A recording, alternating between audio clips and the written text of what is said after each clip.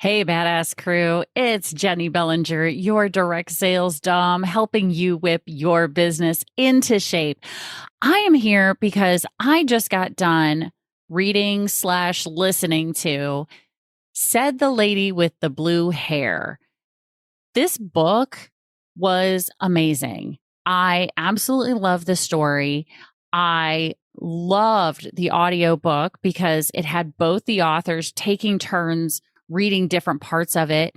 But what was really super valuable is the fact that it was not only told as a story, but they incorporated 7 amazing rules that is going to help anybody in business move forward. And they did it in a way that makes a lot of sense and it fits right in with the story. It was so beautifully done. And the story was something that really touched my heart. And I definitely want you, as one of the badass crew, to have access to this. So what I'm going to encourage you to do is go to saidtheladywiththebluehair.com and get a copy of the book if you prefer a physical copy, or go into your audiobook app, whatever that may be, and get the audio book, because I absolutely adored their voices and hearing the two of them tell this story. It was absolutely phenomenal. And the other thing that I want you to go do is go join, if you read the book and listen to the book, go join the Blue Hair Brigade group on Facebook. You'll know you're in the right place because you'll see that I'm a member of the group, but it's the Blue Hair Brigade on Facebook. If you want to get to know these authors, they do interviews every Thursday night. They have conversations right there live in the Facebook group, and they share some of these amazing rules and just have a lot of fun together. And frankly, Lisa Wilbur said, "Corsets and whips? This is my new favorite podcast." So, hey, you know she's one of ours. So if you haven't already, go click on saidtheladywiththebluehair.com and get a copy of the book, or go to your favorite audiobook app and get a copy of the audiobook right now.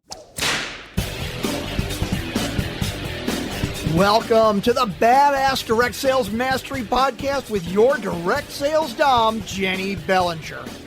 Badass Direct Sales Mastery is a podcast for rock star direct sales moms who are determined to make their business kick ass. Jenny will share her knowledge of effective sales and recruiting techniques, tips to get what you want from your business, and will interview direct sales professionals and leaders from various companies. The interviews will give insight to how these rock stars got to where they are and where they plan to grow in the future. And now, the direct sales dom, Jenny Bellinger. Welcome back to another episode of Badass Direct Sales Mastery. I am your host, your direct sales dom, Jenny Bellinger, helping you whip your business into shape. Today, I have with me Megan Robinson. Now, let me tell you a little bit about Megan, because when she and I had our first conversation a few months ago, I was like, yes, my badass crew wants to hear from Megan so hard. So let me tell you about her. So Megan Robinson is the principal at E-Leader Experience and works with individuals and teams to develop self-leadership skills that grow companies. She started her career in marketing, climbing her way through the corporate ladder at advertising agencies and Fortune 500 companies. And like many of us, she caught the entrepreneurial bug and started her own marketing company. And then after yet another business therapy session, Megan discovered her true passion was in coaching. And so now she is a John Maxwell certified coach and disc trainer. And in addition, she is the past president of the ATDChi, I don't know, something like that, the leading learning and development organization in Chicagoland. Whoop, whoop. So she's not too far away from me. Inspired by her own successful career in corporate and entrepreneurial environments, Megan makes leadership approachable for everyone, regardless of title, position, or experience. So welcome to the show, Megan. Thank you so much. I'm so excited to be here. Love the energy and enthusiasm. Love this podcast. Thank you, Jenny. Oh, you are more than welcome. No, and I'm super glad you're here because one of the areas that people really struggle with in the direct sales, network marketing, MLM industry is leadership, because a lot of the people who come into the industry, it's not something that they've really had to deal with before, maybe in their previous job. And maybe the extent of their leadership has been as a parent. And so they haven't really taken those parenting skills and like shifted them over into their business or something. It's so interesting you say that, because I think the leadership skills and what defines great leadership, those fundamental building blocks, are just good life skills. They're things like communication or vision building. And I actually love that you brought up parenting. One of my favorite topics, and something I speak frequently on, is what I call business parenting or business leadership. I'm not kidding. Nice. Right there. And actually, those parenting styles directly correlate to different leadership styles. And so you can see how you treat your children, how you lead your children, how you parent, and what that looks like in a professional environment is often very similar. Sometimes it's different, right? We all have different styles and behaviors for different situations and realms in our lives. I'm not saying treat anyone like children.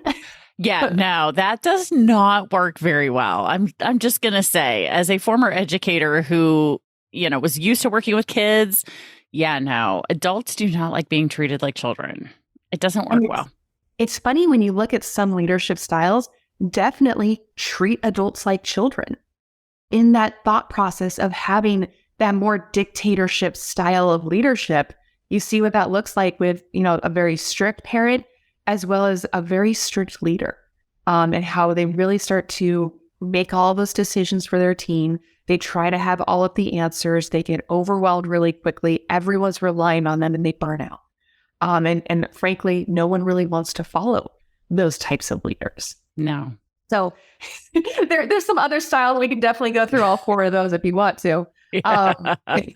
No, we definitely will. But I think you're absolutely right with that. And I'm pretty sure it was John Maxwell who said this. So correct me if I'm wrong, but a leader without a follower is just a guy out for a walk. That might have been Maxwell. I don't know who that is. You have to take that walk first. You have to be willing to go on that walk and see who's willing to follow you. See if people around you are willing to engage. I really do subscribe by the John Maxwell definition of leadership, which is leadership is influence. Or nothing less.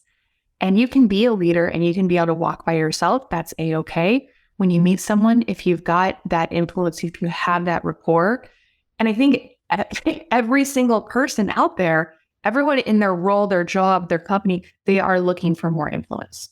And it doesn't mean you're a CEO and you have to have influence. It means that you have to be out there pounding the pavement and gaining influence. And that is truly the leadership step that people forget in the mix of their roles and their responsibilities. Yeah, no, definitely. And I think in terms of influence, so let's dig into that, because a lot nowadays, I mean, compared to 10 years ago, influencer, right, was not a job 10 years ago, right? And it's now taken on a slightly different, although still within the same vein of what influence is, right?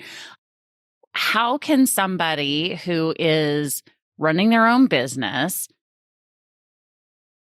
by themselves, for themselves, because network marketing really can be a very lonely business and industry, and yet at the same time, the goal is to build a team. So that means there's got to be some influence there. How can somebody begin to build their influence with some simple, easy steps? Yeah, let's make everything simple and easy. Yes, please. There are simple, easy things for leadership. I'm going to say they're simple. They're rarely easy. Okay. If that's fair, right? There's all Makes sense. You're supposed to eat your veggies. Do you do it all the time? I don't know. I'm just coming off of Christmas and New Year's. So there were a lot of cookies and not a lot of green veggies going on in my life, right? But we know it's a simple thing to do. It's not always easy. So when you are looking at leadership at that kind of core fundamental piece, I like to look at it as self-leadership first. How are you leading yourself? Are you being intentional with your actions? Do you have a clear goal, vision, outcome?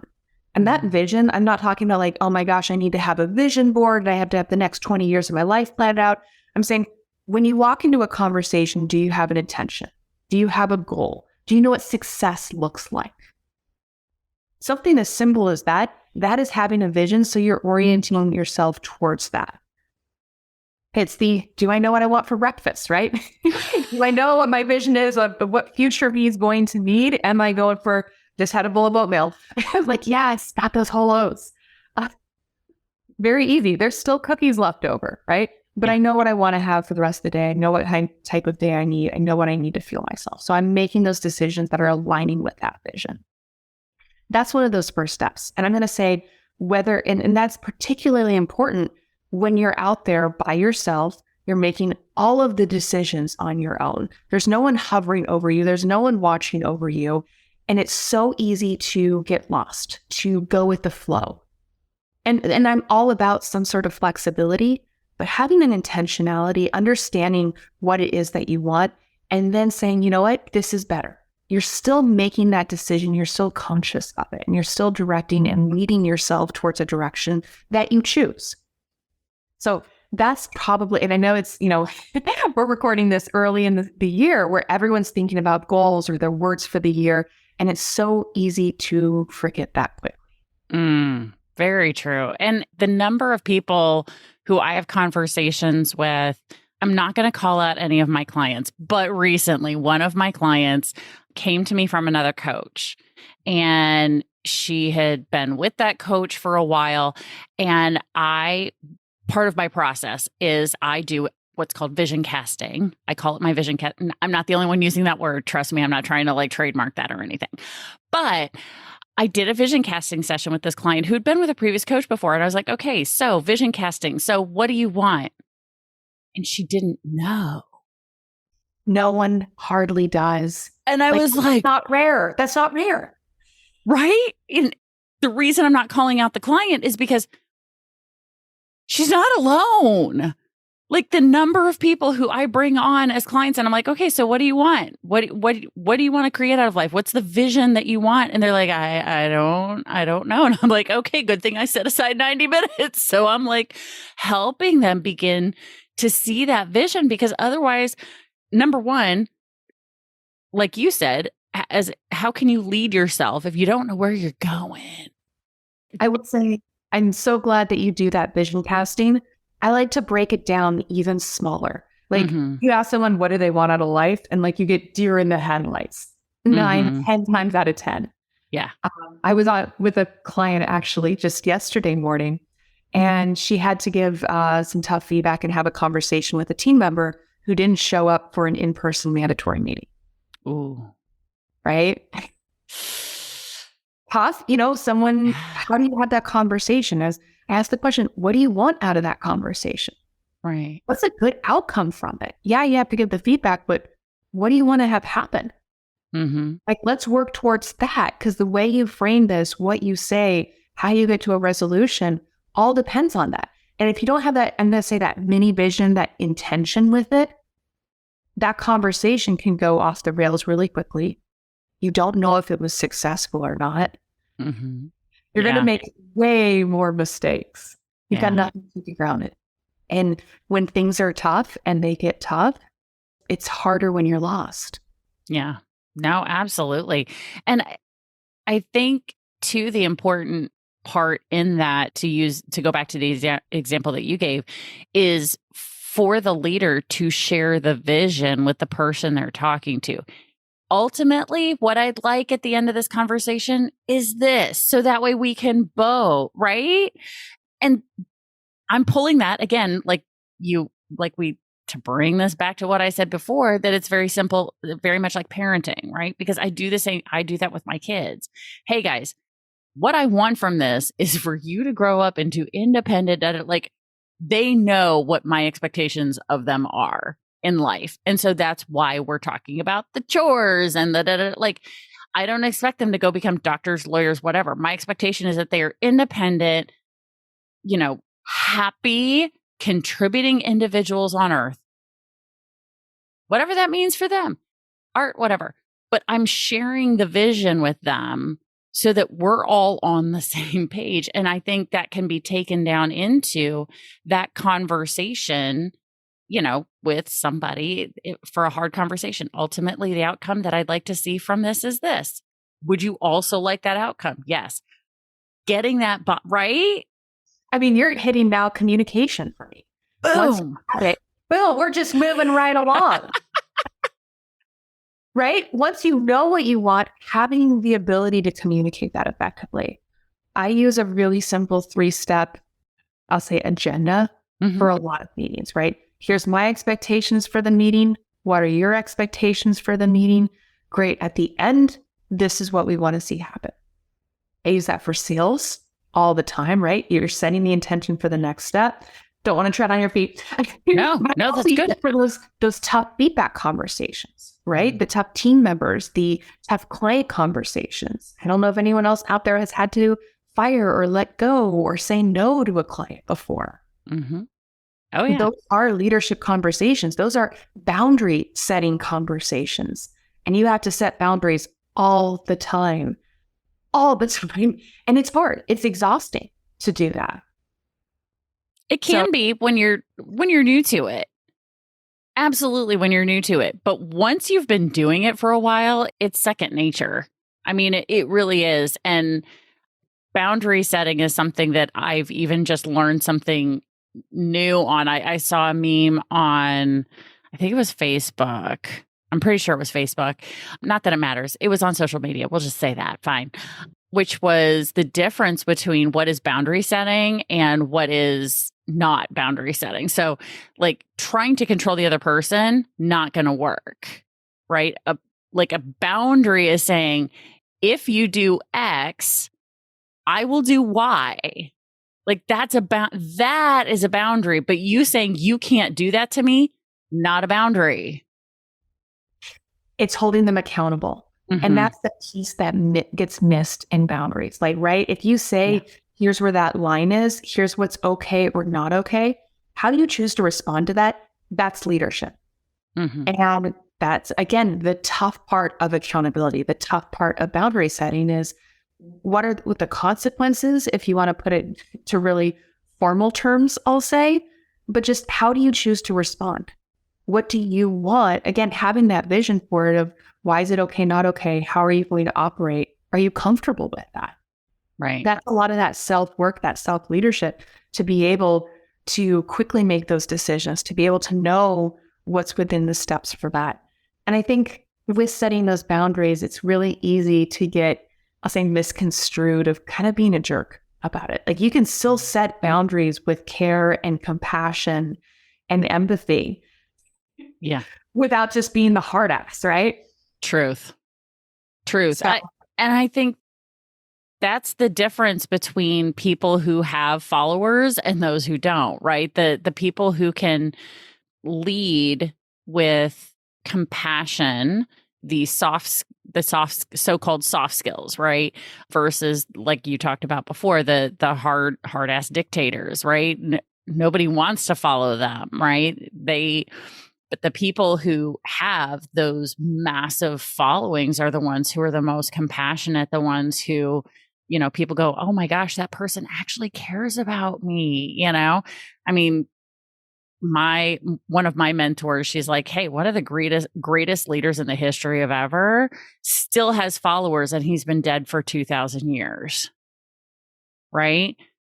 Most compassionate leader ever, Jesus Christ, he still has followers 2,000 years later. I mean, that right there, talk about leadership. My gosh, for reals. That's some serious influence. Yes, exactly. Global influence. millennia, 2 millennia later. I mean, that's huge to be able to have that level, right? So Well, go ahead.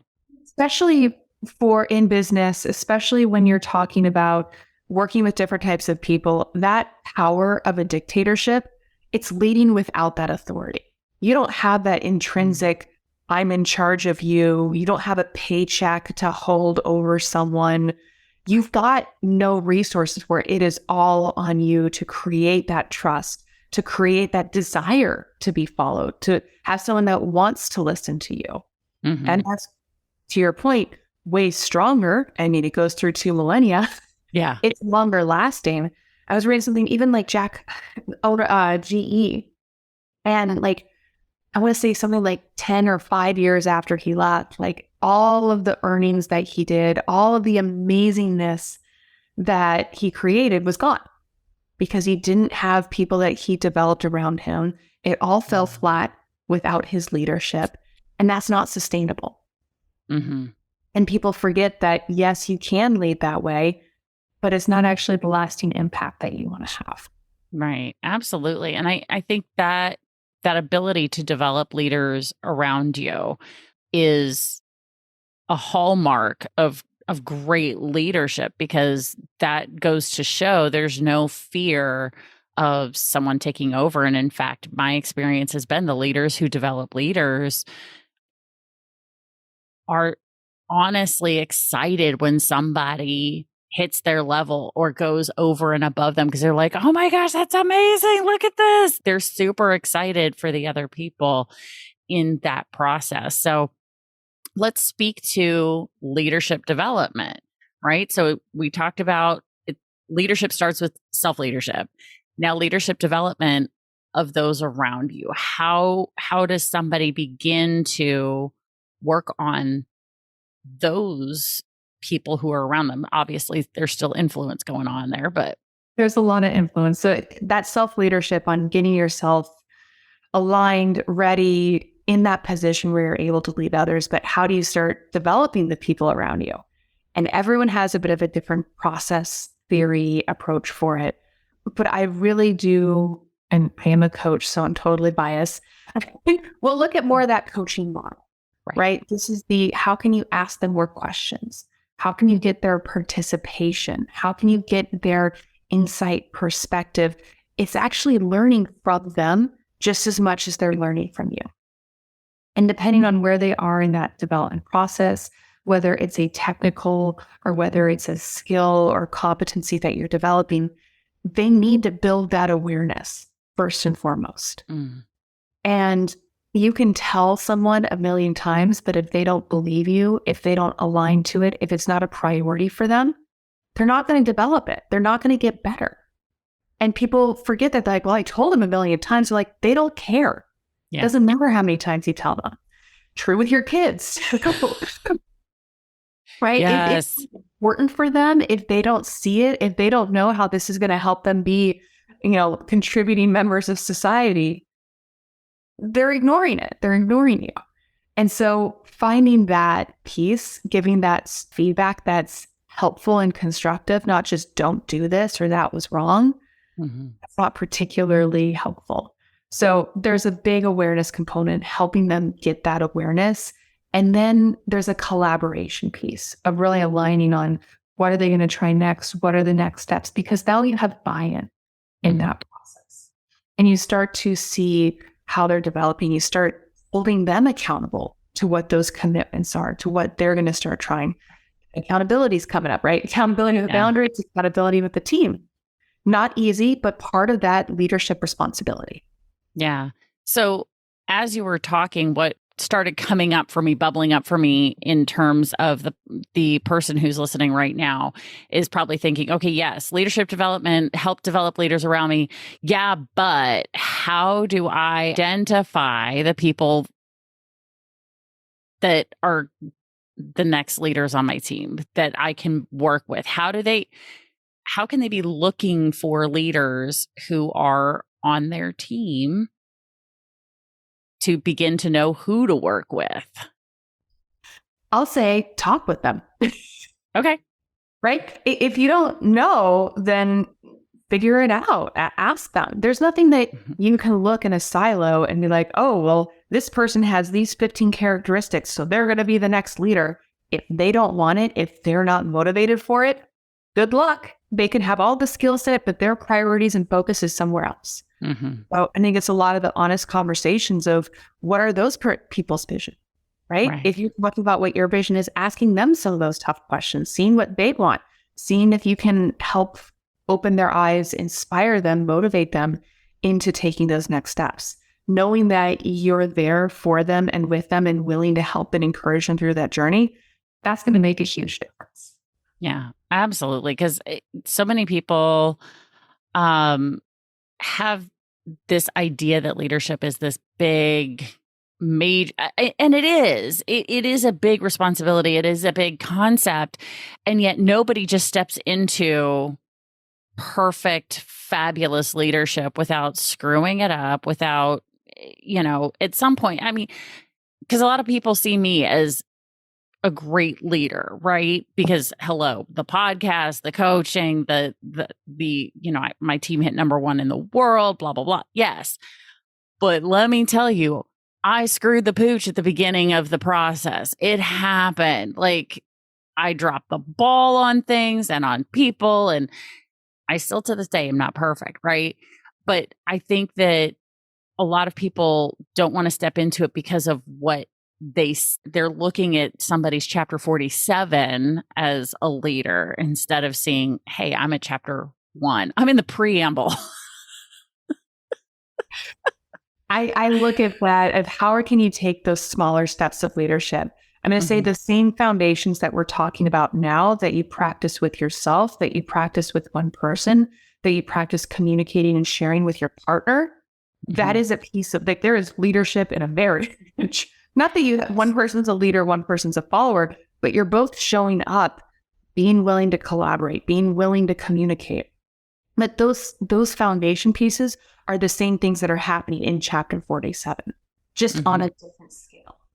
So I'll say my own personal story. You heard a bit about it in the bio. Yeah. But I started in agencies. I was like 13. And I was like, I want to be in advertising and marketing. Crazy. And so I started doing it and like working my way up. And I'm, in these Fortune 500 companies. And, if you've been there, there's a lot of fat that can be trimmed. There's a lot of people that are floating in the middle. And you're like, what are you even doing here? How are you contributing to this project? What's going on? And so when I did take that first entrepreneur step, I was a terrible leader. I had zero confidence in my own leadership. And I had this mentality of, I'm done playing with B and C players. Like, I just don't want to do that anymore. Right? Like, and that's not the best attitude to have. Like, it's enough to get motivated to strike it out on your own and have enough confidence for it. But that is not the makings of a leader. I'm going to tell you that right now. I'll be like, I'm done playing with you guys. You guys suck. I could do this better than you can. I don't need you. This is terrible. So we've all been there. Most of us are there anyway, right? Like that, you had to have some sort of frustration, some sort of, I'm done with this in order to take that step. But I started working with a company. I was contracting or white labeling underneath them. And I watched them go through a really, really difficult time where unfortunately one of the co-founders passed away completely unexpectedly. It's probably about a group of about 8 or 10 people. Everyone was an independent contractor, 1099. And I watched a group of people come together and want to see that vision through, want to help with it. They were willing to commit to that. And that leadership from that person that passed away really had aligned that team in a different way. And so I stepped into more of a leadership role. I had some of the experience to help with it. There was a lot of sacrifice for a lot of people. But seeing that it didn't have to be this mystical thing, seeing that it didn't have to be chapter 47, that it can just be being there for someone or having a phone call or checking in. And all of that was part of that leadership. All of that was being a good team member, I'll say, but also stepping into a role of trust and influence and respect. Mm. I think that piece right there is something that makes a big difference between, again, the great leader versus the dictator style of leadership, is the respect for the people that they're leading, right? Because I can't imagine that a dictator actually respects the people they're leading. And I say leading with air quotes around it because they're not. Very fair. I'll say that there's also the permissive parent, right? Permissive parents will let kids do whatever they want to do. They're kind of, right? I'm getting a lot of head nods. They're like, I know, I've done that. They want to be friends with them. They're not as great at holding them accountable. Yeah. Does that mean that, I mean, on the opposite side, there are leaders that are, I call it servant leadership. And I know servant leadership has a lot of positives with it, but I'll say take it to the extreme. It's where you're prioritizing the employees over the business. Yeah. You've lost that vision. You've lost that goal. Yeah. And that's not good either. Servant leadership is often how people show up with their clients, right? Like, you're like, oh, I have to serve the client. And then you give up your own hours. You let your boundaries get crossed. Oh, yes. Okay. Yes. You do it with their team, right? Mm-hmm. How often do you do your team's homework for them? Some people are having some light bulb moments right now. Nobody's going to hear this for a few weeks. And yet I'm already energetically getting all the light bulb. Like, I'm seriously getting like body tingles from all the listeners who just went, oh, that's what went wrong. I mean, seriously, right now, the light bulb moments is just, Y'all, if you just hit light bulb moment, please reach out and let Megan know that was your aha. Like, oh, that's what went wrong with my leadership in that case, or parenting, or whatever. I joke about the parenting thing. I am a millennial. I coach a lot of millennials.